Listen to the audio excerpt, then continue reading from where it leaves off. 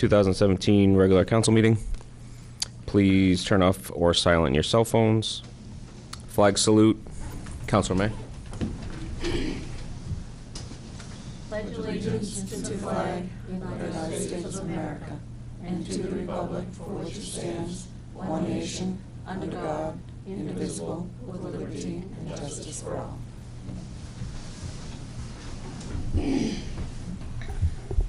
Roll call. Silent roll call has been taken and a quorum is present. Approval of the minutes of the October 16th, 2017 special council meeting. So move. Second. All in favor? Opposed? None. Petitions, communications, and citizens' request. Anything not on the agenda this evening? Good evening. So I just want to take a quick minute. I know that many of you probably have some thanks that you want to give out after the storm, but if I could just take a minute just to put out some thank yous. First and foremost to John Rulo, he and his crew were unbelievable during that, and every day, every morning communication flowed back and forth between public safety and public works, which made this a pretty smooth transition, or as smooth as it possibly could be. All the men and women at the public safety building, a lot gave their time, came in off duty to either be involved in the warming shelter, the shelter itself, or the community dinner. Callbacks for service as well. To the Old Town School Department's David Walker, his food service program came into the warming shelters for us. They cooked meals that were being prepared, or were prepared to be prepared for school, even though it wasn't there. I think on the second morning of the warming shelter, they had 200 people in that morning, which was pretty good. Knights of Columbus that donated the hall to us on the third day of the warming shelter, and also for the community dinner. Bell's IGA, Lloyd's Family Market, the city manager, who we briefed every day, and in those briefs it was nice to just know that given direction you can move forward and just get it done, which was great. That community dinner, there were about 200 people that they fed, which was really good. Labree's Bakery that donated most of the pastries for that community dinner, but also to the warming shelter and to the shelter itself when Red Cross got here and declared it a shelter on the third night. And had a couple people stay over in the middle school gym, which is the shelter for the city of Old Town. George Medor, who is a custodian both for the high school, for RSU 34, but also for public safety, and he put a lot of time in at that shelter and ran some errands for us and picked up some stuff, so that was pretty beneficial to us. I thought communication as a whole, we briefed every day as to where the status was, what we're doing, damage assessments. I think that went extremely well between public safety, city manager's office, public works, and the school department. We also did Halloween. We put out Halloween. I know they gave away over 200 candy bars at the fire department on Halloween, and when they started running out of candy bars, we gave away a box of donuts that were left over. So my understanding is those, from Captain Hildreth, those kids were pretty happy when they got a box of donuts, so I think that's pretty good. Maine DOT really came through for us and got those lights in downtown. We lost those 2 light towers. We put that call in as quick as we could. They sent a crew out of Augusta to come up and do an assessment, saw that we were in pretty tough shape. So within 3 days, we had lights back down there, functioning and cycling. So I think that was pretty well done. And other than that, just a total sense of commitment through the community as to what needed to be done, how it needed to be done, and it really pulled together. The community pulled together, pretty resilient, and I think it went as smooth as it could be in the situation that we're in. So, thanks. Thank you.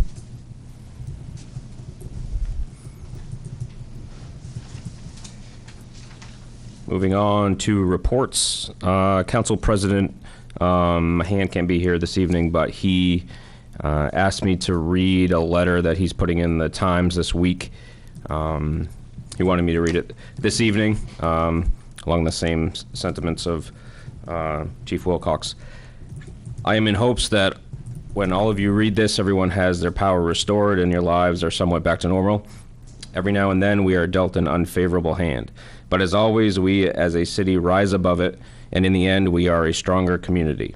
We all learned a great deal about responding to such emergencies and will work in the coming days and months to adjust plans to include what we learned this week. On behalf of the City Council, I'd like to thank all of the citizens for staying patient and helping one another to get through this storm. Also, I'd like to thank Superintendent David Walker and his RSU staff, City Manager Bill Mayo, also police, fire, public works departments for all the amazing work everyone did during this difficult period. Keeping City Hall and RSU offices open, checking on all city and RSU buildings, providing warm locations for citizens, hauling away debris, having dumpsters available for citizens to throw away spoiled perishables, and all other acts of generosity to maintain safety and wellness in our city. I would also like to give a very special thank you to LaBrie's Bakery for providing food at the warming building, also Lloyd's Market for doing the same for our first responders. In closing, I would like to thank our citizens for pulling together as a community. Your acts of kindness and generosity among each other have been wonderful. Sincerely, Council President David Mahan.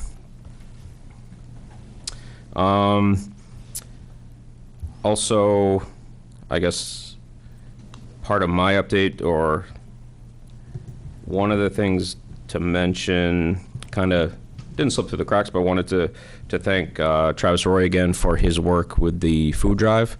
Recently, the middle of October, we received a $30,000 donation from Brookfield Renewable Energy to go towards our annual food drive, which that one donation, I believe, totals more than all 3 years combined, but we'll go ahead and gratefully take that. You add that to the over $2,000 that we raised with our food drive this past year, we're going to be able to deliver a check to the Good Shepherd Food Bank for over $32,000, and that will be distributed to the 4 food pantries in the area, so they'll each have a $8,000 credit with Good Shepherd.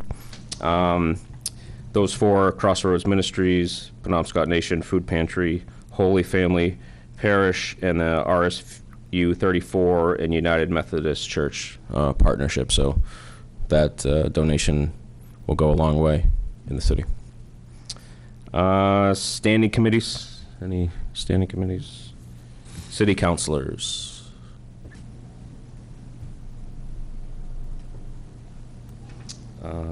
City attorney? No report. Special committees? City manager? Councilor Klitsch, my understanding is, will be coming home tomorrow. She's doing better. She had a bad fall, and all hoping that she's feeling a lot better at this point. Again, just to kind of echo Dave and Chief Wilcox, you know, for me personally, I'd like to thank our police, fire, and Public Works Department. Did an outstanding job. The staff here, and the citizens' patience in town.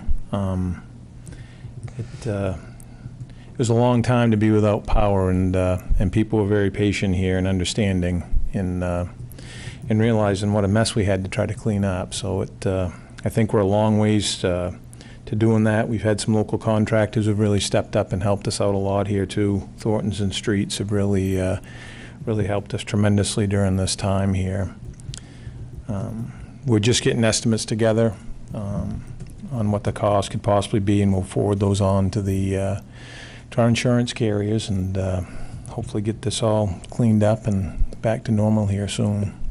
But we did lose 3 traffic light poles downtown, which was kind of unique, but we'll get it taken care of. Wow, 3. That's it for me. Timeline on those? I don't know. That's what we're trying to figure out. MDOT helped us tremendously in getting us hooked back up to some temporary lights here.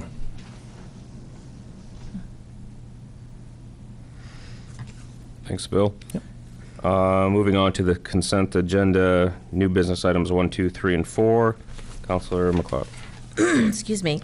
Resolved, the Old Town City Council hereby approves the suggested motions under new business items 1, 2, 3, and 4 as presented. Number 1, Old Town Council hereby accepts the quote from Holmaltro in the amount of $62,163 for the purchase of a new set of Jaws for Life for the fire department. Number 2, Old Town Council hereby accepts the bid from Streets Landscaping for $4,200 to demolition a structure on Perkins Avenue. Number 3, the Old Town City Council hereby accepts Maine's Municipal Safety Enhancement Grant in the amount of $1,673.33.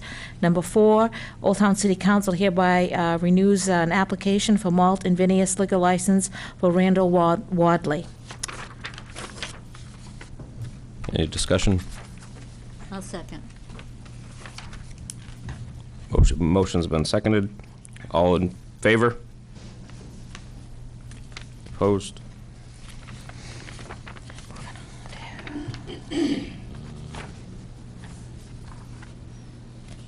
Back up to public hearings, Patty. Moving on to public hearings and second reading of ordinances.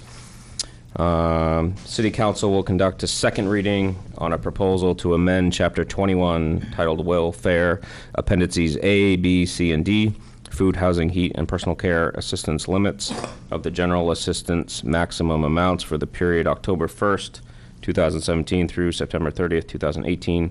This amendment is a requirement of the Department of Human Services in compliance with Title 22, MRSA, subsection 4305, paragraph 4. Open the public hearing. Yeah, that's right. That's right. Seeing none? Or, Did you want me to report? yeah, could you report the Yeah. changes? It was asked last month in the public hearing if I knew what the changes were, so at the time I did not. So what they are is the household numbers, what's allowed in their household, those went up minimally. The food assistance actually went down. When I say that, I'm talking $4 for one person. Housing went up, but again, it was very minimal, $20 maybe, and then utilities went up, but again, that wasn't very much either.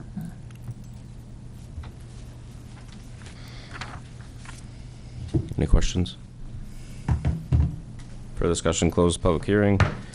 City Council will consider final approval on a proposal to amend Chapter 21 titled Welfare, Appendices A, B, C, and D of the General Assistance Maximum Amounts. Councilor Nuttall. Resolved, the Old Town City Council hereby approves a proposal to amend Chapter 21 titled Welfare, Appendices A, B, C, and D, Food, Housing, Heating, and Personal Care Assistance Limits of the General Assistance Maximum Amounts for the period October 1, 2017 through September 30th, 2018, as presented in Attachment 1. I'll entertain a motion.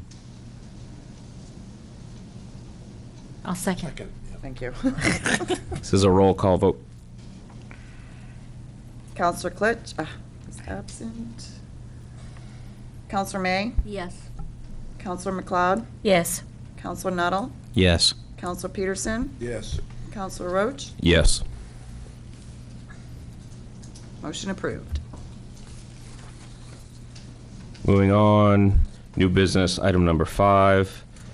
City Council will consider authorizing the city manager to execute all necessary documents to transfer the property located at 159 Perkins Avenue to the Bangor Area Habitat for Humanity for the development of affordable housing. Councilor Nuttall. Resolved, the Old Town City Council hereby authorizes the city manager to execute all necessary documents to transfer the property located at 159 Perkins Avenue to the Bangor Area Habitat for Humanity. I'll second. Discussion? This is a property we spoke about last time. Since then, Councilor Peterson and Dave Russell have toured the home. I can let him speak to that. What I was told when they come back is that it was considered to be a tear down, so we went forward with the bids that the committee asked me to do last time. That's the bid you just approved to have the house demolished.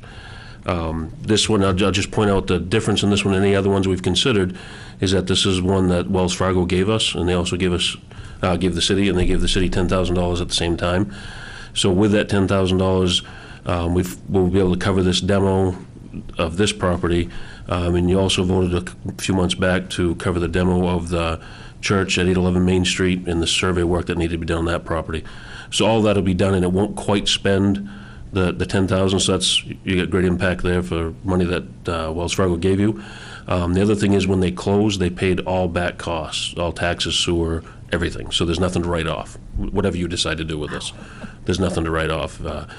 Now, my conversations with Lynn Hempen as recently as 5 o'clock today, they're still trying to figure out what can be done for a multifamily proposal. But in the end, they're very interested in at least building single-family affordable housing there if they can't go to a multifamily type setup. Because of the ownership issue with Habitat, where you actually buy and own the property, you can't have like an apartment building.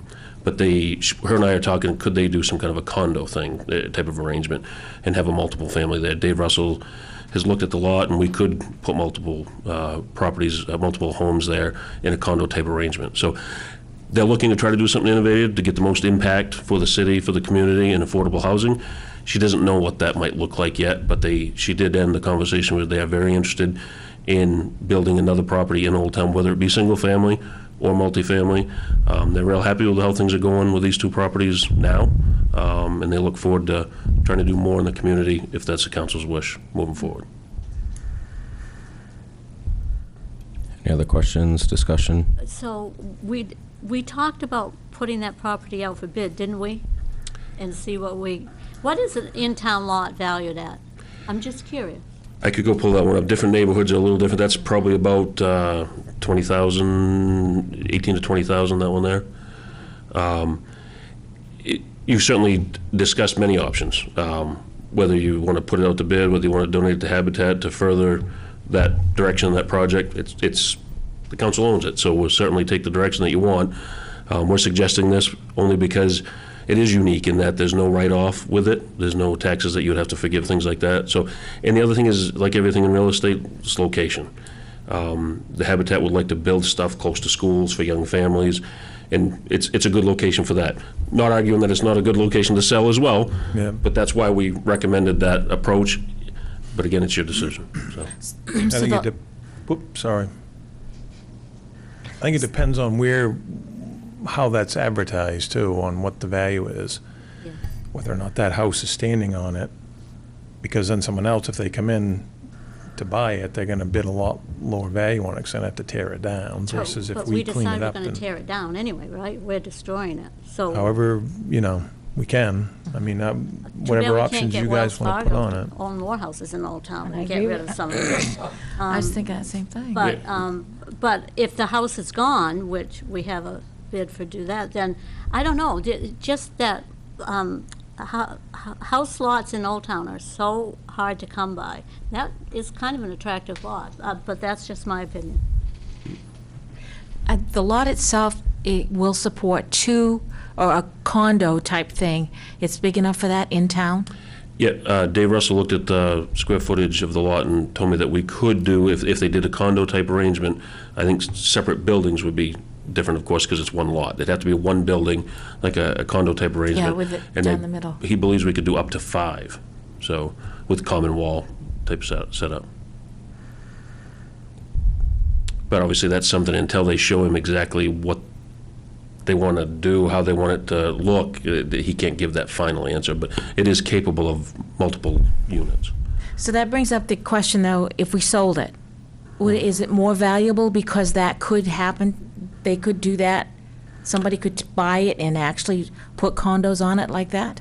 Well, certainly there's value in having the flexibility of what you want to do in the lot, and there's certainly some movement in the community to build 4 and 6 unit housing for both students, and some of it's not for students, but there's been a couple built recently.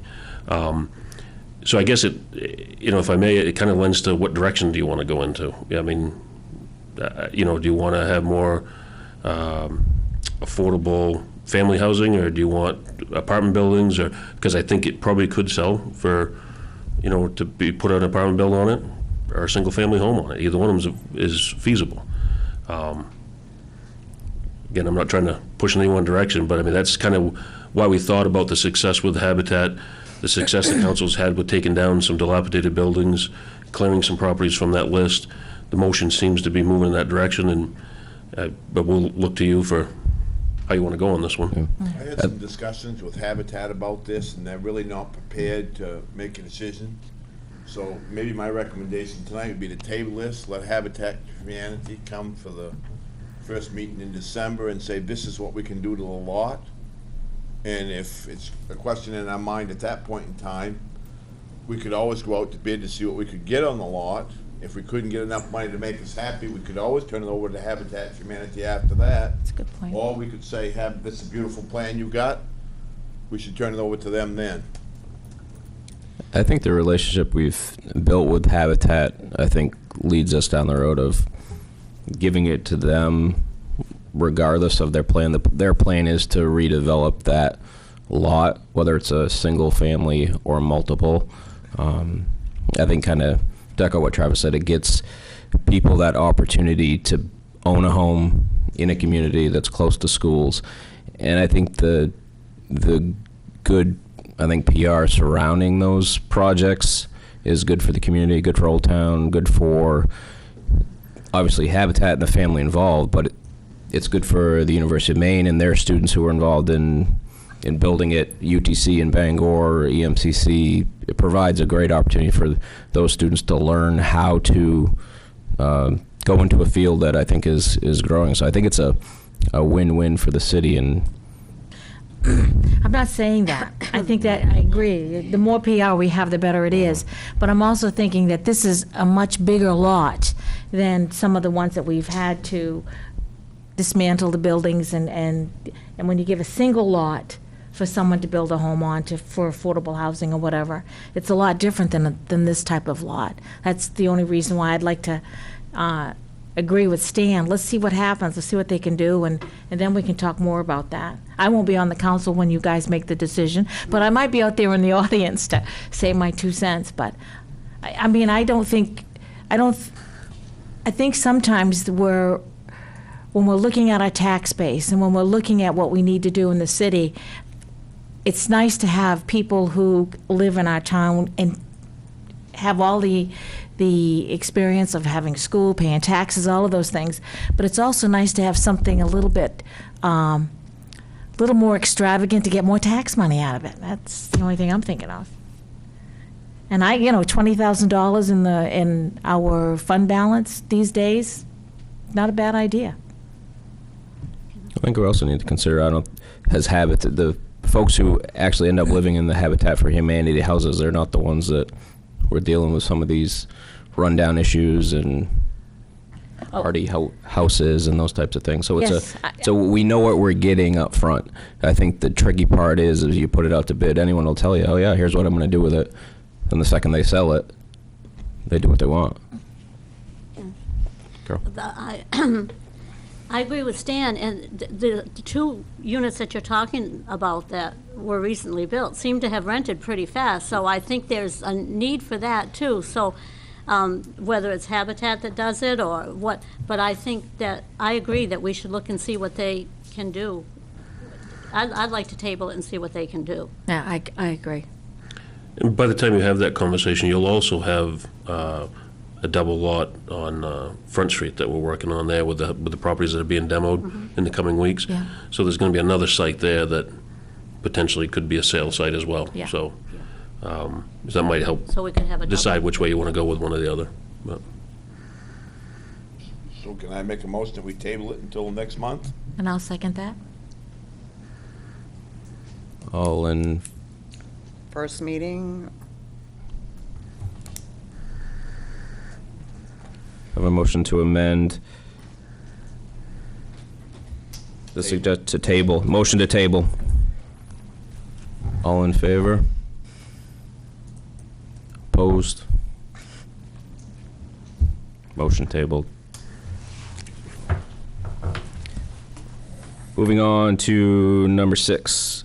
City Council will consider going into executive session for the purpose of discussing a personnel matter. Councilor May. Resolved, the Old Town City Council hereby approves going into executive session pursuant to Title 405, Section 6A, for the purpose of discussing a personnel matter. Any discussion? All in favor? Opposed?